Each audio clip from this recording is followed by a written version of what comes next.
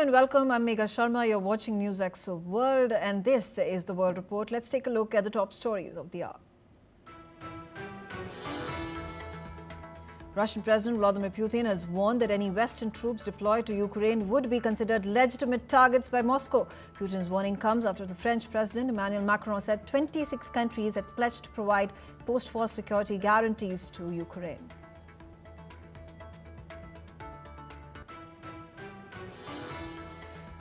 Thailand's parliament has chosen business tycoon Anutin Charnvirakul as the country's prime minister, the third in 2 years after yet another leader was removed from office for ethical violations over her handling of the border dispute with Cambodia. The Portuguese police have now confirmed that 11 of the 16 people killed in the Lisbon funicular cable crash were foreign nationals. Amongst those who died in the crash include 5 Portuguese, 2 South Koreans, 3 British, 1 Swiss, 1 American, 2 Canadian, 1 Ukrainian and 1 French national.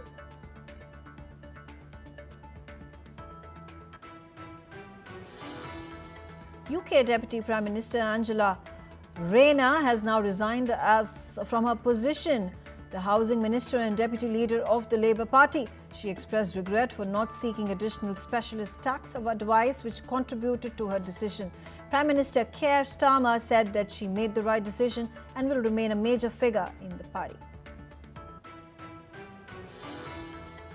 Kremlin says it will not accept any foreign troops in Ukraine after French President pledged the support of 26 allies to provide military forces by land, sea or air once the ceasefire was reached. Macron said the support will be finalized soon, with President Trump signaling possible air cover as Zelensky presses for sky protection.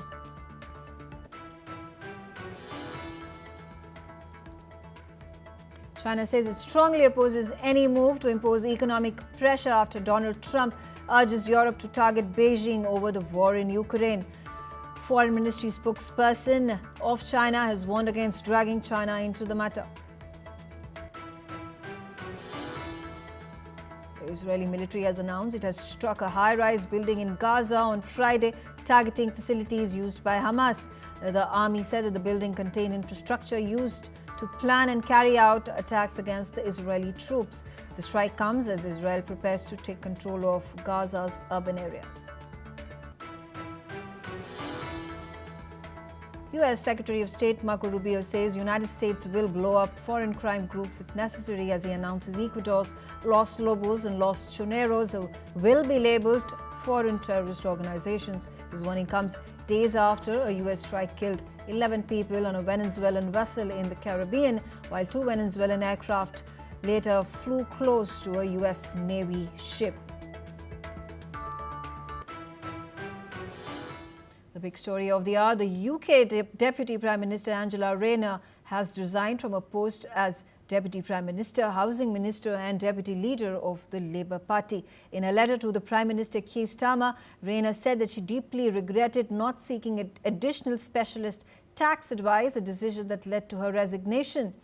PM Starmer responded, acknowledging that Rayner had made the right decision, describing it as a painful but necessary move. He assured her that she will remain a major figure in the party.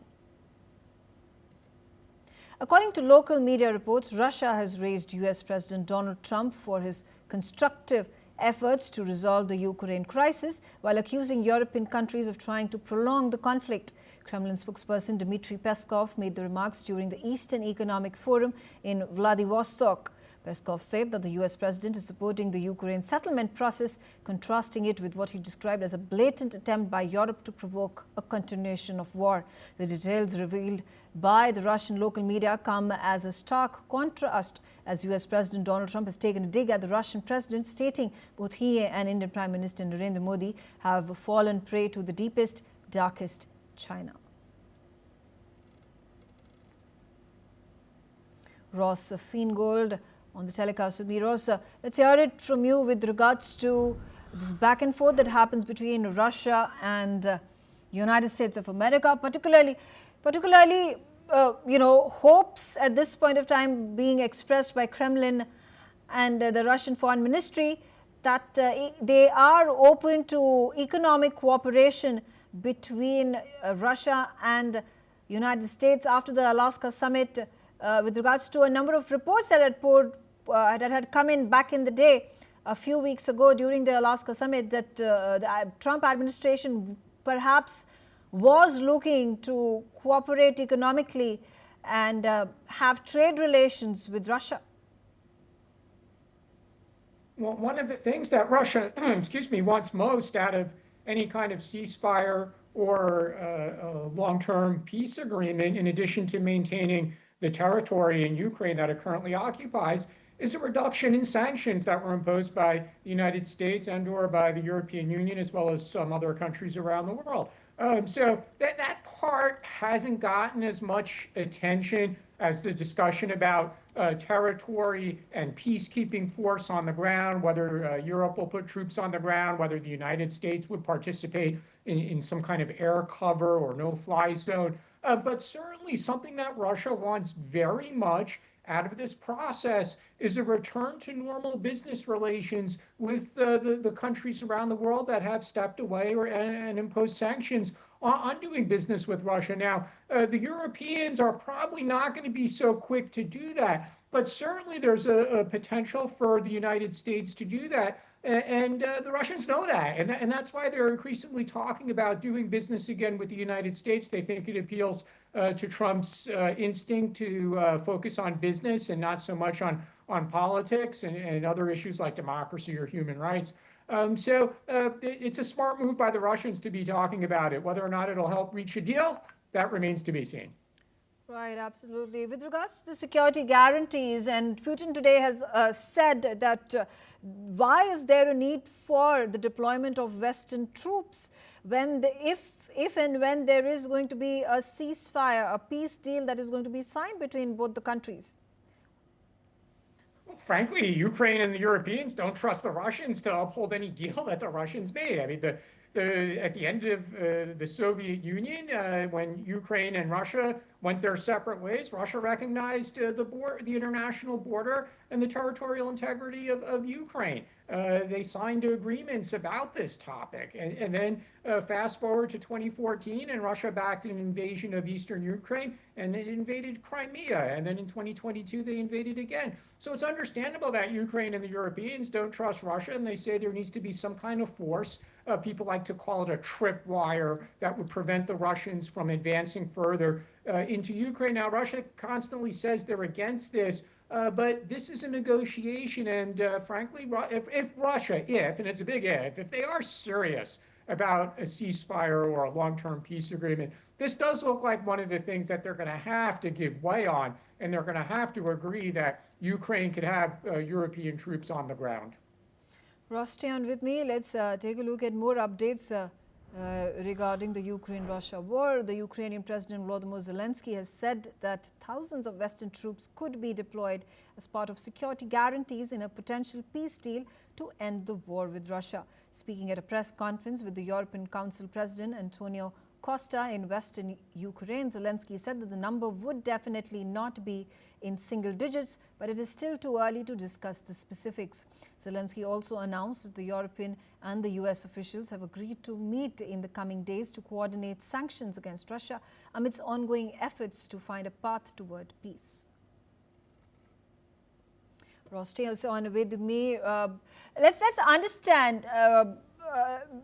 The apprehensions from the European countries, the European allies of Ukraine in solidifying a peace deal between both the countries. They have been demanding stronger sanctions against Russia, but at the same time, the US president has been a little more tapered in his response, a little more restrained in his comments when it comes to finding a resolution to this conflict. Only yesterday he spoke about how he was desirous of a peace deal between both the countries. He also said that there could likely be talks that could happen between both the leaders, the Russian and the US president. How do you see the two countries and their heads of states approaching the Ukraine-Russia conflict?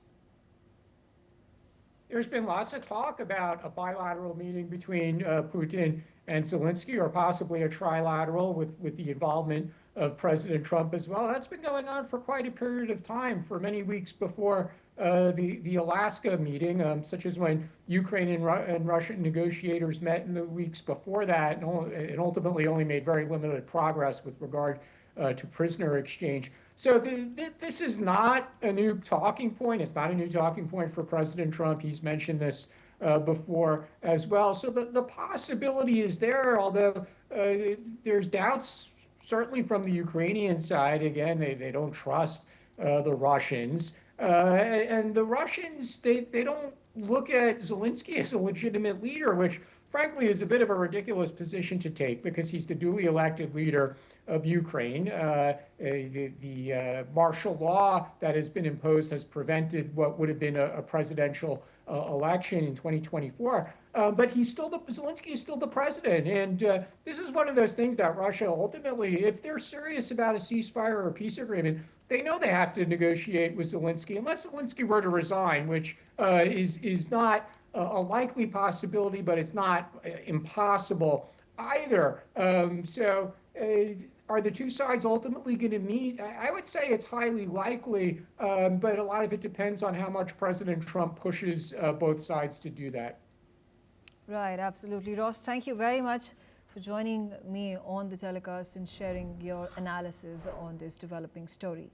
Moving on, the Israeli military said that it would strike a range of targets in Gaza in the coming days that it had identified as being used by Hamas, particularly high-rise buildings. This comes as Hamas releases a video showing a hostage whose name has been revealed to be Gilboa-Dalal alongside another captive. According to the reports, the family of the second hostage has asked for him not to be identified. The family of the hostage, Alon Ohel, confirms that he is the second captive seen in the video published today by Hamas. Large protests organized by hostage families are planned across Israel to mark 700 days since Hamas's attack on southern Israel on 7th October 2023. The gathering commemoration of the attack that killed 1,200 and took 251 hostages is scheduled in Tel Aviv, in Jerusalem, and the southern city of Kiryat Gat. One of the 251 Israeli hostages that were taken into Gaza, 48 are still believed to be held in the strip, with at least 20 thought to be alive, after some were released in ceasefire and hostage deals. Yeshaya Rosenman, an Israeli journalist, is on the telecast with me. He's joining me from Jerusalem. Rosaya, situation this tense. There has been domestic turmoil that has only become more palpable as the days have passed by. There are huge protests that are taking place in different parts of Israel.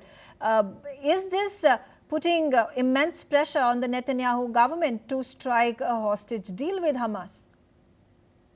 Hi, good afternoon. Yes, I think it is putting a lot of pressure on Netanyahu government. It also came out that former top IDF officials, Gadi Shamni and Shai Nachman, had actually appealed the Trump government to pressure the Netanyahu government. So they're doing whatever they can. But thankfully, Netanyahu is standing up to this pressure, and he seems to be determined to finish off Hamas. And he seems to be thinking keenly about the day after the war. In other words, finishing the war with the correct results. And the hostages should only be a secondary goal, because the destiny of the entire state of Israel is more important than the outcome of these unfortunate people, very unfortunate people who are suffering as hostages. But the destiny of the state is more important. Right, absolutely. Talking about, a big statement that has been made, an announcement by the IDF saying that they are in control of 40% of Gaza.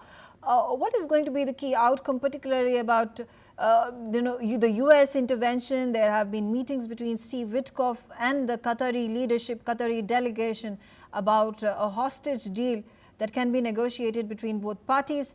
And is there a likelihood that those hostages, the Israeli civilians and military personnel that at this point in time stay captured with Hamas are going to be released very soon? I have been saying this ever since I started coming on this channel, that by definition, releasing all of the hostages is impossible, because the hostages are the most important level, the most important layer of Hamas's layers of human shields. And once the last hostage is released, Hamas releases its last human shield, and Israel can go ahead and crush them definitively. So I think by definition, the hostages cannot be released to the last man, unfortunately, as unfortunate as it is. And I think, first of all, it also should be pointed out that around 20 or a bit less of the hostages are deemed alive. The others are dead bodies, unfortunately. Some of them were kidnapped dead on October 7th. The bodies were snatched on October 7th by the ghouls of Hamas. But I think the people have to keep their sight on the most important goal, which is winning the war. And the hostages, I hope whoever is alive comes out. But like I said, I think it is, unfortunately, but by definition, it is highly improbable. All right, Rosaya, thank you very much for joining me and sharing your views. I'll shift my focus to the other big news. South Korean workers in America have been deported. Now, work at Hyundai's U.S. battery factory site in Georgia has been paused. There were as many as 450 workers that were detained in a massive U.S. immigration raid. The detentions reportedly include 300 South Korean nationals, prompting Seoul to express concern that the rights of its citizens must be protected. The raid has halted the construction of the new car battery facility, a key investment by Hyundai in the United States. South Korea's foreign ministry stated that the economic activities of its investors and the legitimate rights of its citizens should not be unjustly infringed upon during the law enforcement operations. The U.S. authorities have not provided further details on the reasons behind the mass detentions, leaving the future of the project uncertain. Dr. Astha Chadha on the telecast with me. Dr. Chadha, action at this point of time, deportations, detentions of a number of these South Korean workers that were working at a Hyundai plant. How does this impact the relations between South Korea and United States and the domestic economy of America? Yeah, very, very good question, because looking at the timing, I think if you look at the way South Korean government has responded, that says a lot about this very critical partnership, which is important both for the United States and South Korea. So South Korean government has expressed concern as well as regret. And regret is a very strong diplomatic word, given the fact that US did not provide any such tip or any such prior notice to South Korea or through their diplomatic channels, and they just went in to seize production and arrest some of the workers, and few of them happen to be South Koreans. So this shows that this issue is not going to be resolved very soon. The way US government has acted is obviously not in the best interest of this bilateral alliance that they have. There's also going to be an impact on investment and economic cooperation between the United States and South Korea. Because look, South Korean companies, and there are several of them, Hyundai, LG, Samsung, there have been some of the biggest multi-billion-dollar investors in the United States in very critical sectors like electronic vehicles, semiconductors, which all in a way feed into the US policy goals of strengthening its own domestic supply chains. However, this kind of a raid creates a climate of insecurity, not just for these companies, but also for the government of South Korea, as they're trying to in some way manage this crisis for their people as well as for these big companies. And I must also mention that the political context is very, very important, because this is a critical time where US-South Korean alliance is trying to manage the regional security affairs, and any such political fallout or diplomatic fallout because of miscommunication could gravely injure any trust that exists between these two companies and these two countries. Right, absolutely. Talking about the very difficult relationship between South Korea and United States of America when it comes to trade talks. South Korea has been trying to persuade, trying to urge the Trump administration to reduce those tariffs to 15%. There has been no such response, no such action taken in favor of South Korea, particularly with regards to the auto tariffs that South Korea is bound to get negatively impacted by. And again, you know, this Hyundai plant that is being targeted because the workers have been removed from completing the construction work. How do you think that is going to, again, impact on the American economy? Can American economy sustain without allowing South Korean auto parts vehicles into the market? Again, a very good question, and the short answer to this question is no. I mean, U.S. economy is very heavily dependent. I mean, not to say that they are one of the biggest trading partners of all of these countries, but at the same time, they are also very dependent on technology and skilled labor that comes from these countries into United States, be it South Korea, be it India, be it Japan. So any such diplomatic miscommunication, any such act of aggression in a way with regard to U.S. policy on immigration or law enforcement can be seen by the public in South Korea in a very negative light. It also in a way puts into question the amount of trust that these two countries have historically shown each other, and the least possibly that the South Korean government was expecting was some heads up before the US law enforcement agencies went in to arrest a lot of these South Korean workers. And it's understandable why South Korean government is very concerned about their safety and their human rights, given that they might have infringed on their visa rules, but at the same time, there are certain ways to deal with it diplomatically, specifically with an ally. Okay, all right. Thank you, Dr. Asta, for sharing your views on this topic. Shifting our focus on a tragedy that has happened in Sri Lanka. A passenger bus in Sri Lanka veered off the road and fell into a 1,000-foot precipice near Velavaya, killing 15 people and injuring 16, including 5 children. The accident occurred about 280 kilometers east of Colombo. Police said the driver was speeding. He lost control, collided with another vehicle and guardrails before toppling off the cliff. Nearly 30 people were on board at the time. Rescue teams, including soldiers, police and volunteers, worked through the night to remove the injured. Deadly bus accidents are common in Sri Lanka's mountainous areas, often caused by reckless driving and narrow, poorly maintained roads. According to reports, the rescuers have recovered 370 bodies from a landslide that wiped out a remote mountain village in Sudan's Darfur region. The disaster struck the village of Tarasin, that is located high in the Jebel Mara range, on one of the worst downpours of Sudan's rainy season. The United Nations said that up to 1,000 people may have been killed, but the full scale of the disaster in the isolated mountain region is unknown.